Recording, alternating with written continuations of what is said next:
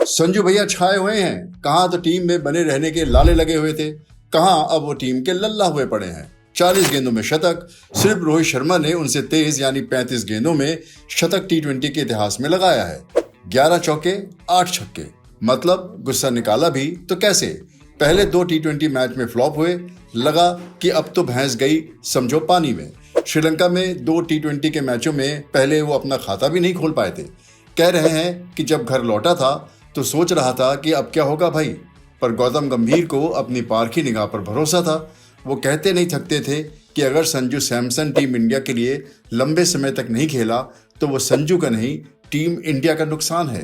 संजू के समर्थक ये कहते नहीं थकते हैं कि संजू को एक मौका मिलता है फिर वो साल भर बाहर बैठते हैं, उसको गेंदें भी ज़्यादा खेलने को नहीं मिलती।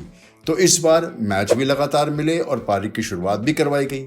अब कोई ये नहीं कह सकता कि भाई अब मौके भी लगातार है और ओवर भी पूरे 20 ओवर को खेलने को मिल रहे हैं। अब अगर कुछ बाजुओं में दम है तो कुछ करके दिखाओ। संजू ने किया भी वही। जब सैकड़ा पूरा हुआ तो संजू ने एक अजीबोगरीब हरकत की। लोग अमूमन हवा में उछलते हैं, अपने बल्ले को लहराते हैं, पर सैमसन ने कुछ और ही किया। संजू ने कुछ इस तरह से अपने डोले दिखाए। अब डोले तो कोई खास है नहीं, पर संजू कहते हैं कि मेरा नाम सैमसन है, तो सैमसन की तरह बाजुओं में ताकत तो होनी चाहिए।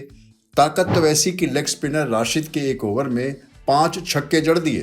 वो कहते हैं कि मेरी बहुत दिनों से हसरत थी कि मैं एक ओवर में 5 छक्के लगाऊं, सो कर दिखाया। मजे की बात यह है कि संजू के छक्कों में ताकत कम और टाइमिंग ज्यादा होती है। देखने में ऐसा लगता है कि कोई सुनार है, लोहार नहीं।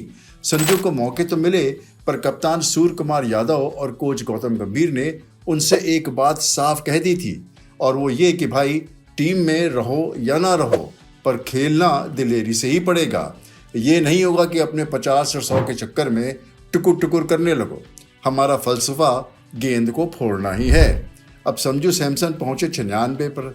लोगों की नज़र इस बात पर कि बंदा अब सिंगल लेकर अपना शतक पूरा करता है कि नहीं, या वैसे ही दिलेरी से खेलता है।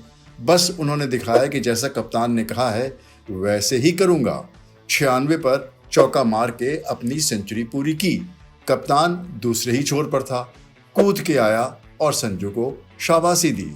अब अगले महीने टीम इंडिया अपनी अगली टी20 सीरीज साउथ अफ्रीका में खेलेगी।